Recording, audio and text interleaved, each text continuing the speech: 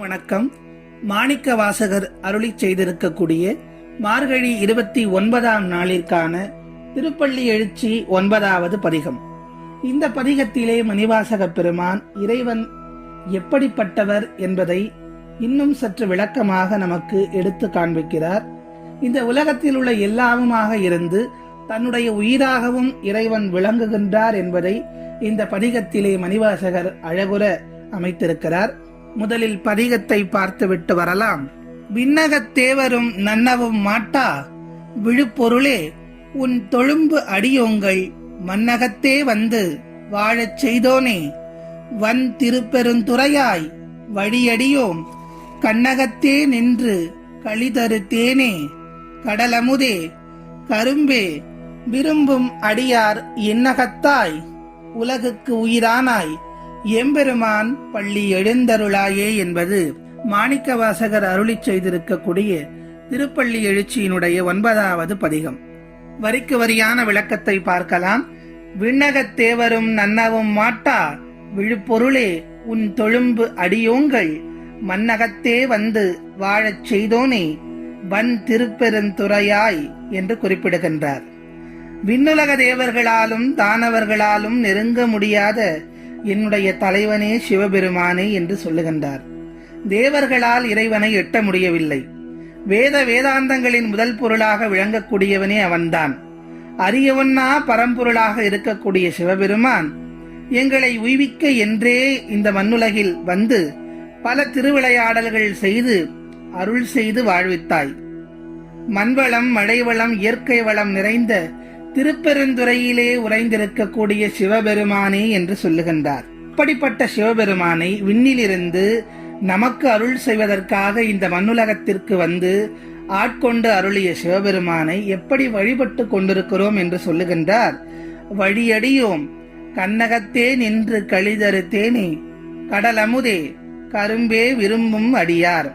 குலந்தோறும் உனக்காக வம்சமாக குலந்தோறும் உமக்காக பணிவிடை செய்து கொண்டிருக்கக்கூடிய அடியவர்களின் கண்களுக்கு எதிரே தோன்றி களிப்பு அருளும் இன்பத்தேனே இன்பத்தை கொடுக்கக்கூடியவன். அப்படி அவர்களை வழிபடுபவர்களுக்கு இன்பத்தை தேன் போல கொடுக்கக்கூடியவன்.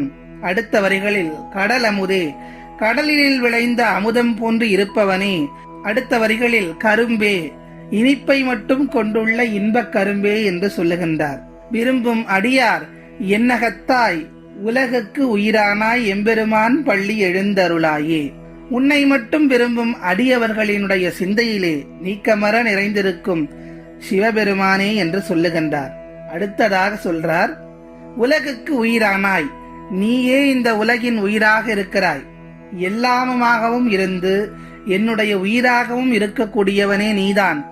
நீயே அனைத்துக்கும் ஆதாரமாக விளங்குகின்றாய்.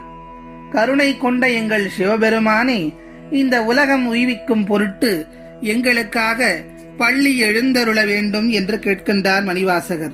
கண்ணுக்கு இயற்கையாகவும் காதுக்கு இசையாகவும் நாசிக்கு மனமாகவும் நாவுக்கு இனிப்பாகவும் மெய்க்கு குளிர் தென்றலாகவும் விளங்குபவன் சிவபெருமான். எதையெல்லாம் நிலைத்து நிற்கும் இன்பமாக உணர்கிறோமோ அவை எல்லாம் சிவ வடிவமே. சிவமே அனைத்துக்கும் மூலம். நமச்சிவாய என்ற 5 எழுத்து மந்திரங்கள் அனைத்திற்கும் மூலம். திருநீரே அனைத்து செல்வத்திலும் உயர்ந்த செல்வம். ருத்ராட்சமே ஆவரணங்களில் உயர்ந்த பூஷணம் என்பது சைவ உலகின் நம்பிக்கை. பேதங்கள் அற்ற நிலையே சைவம் வலியுறுத்தும் உயர்கோட்பாடு.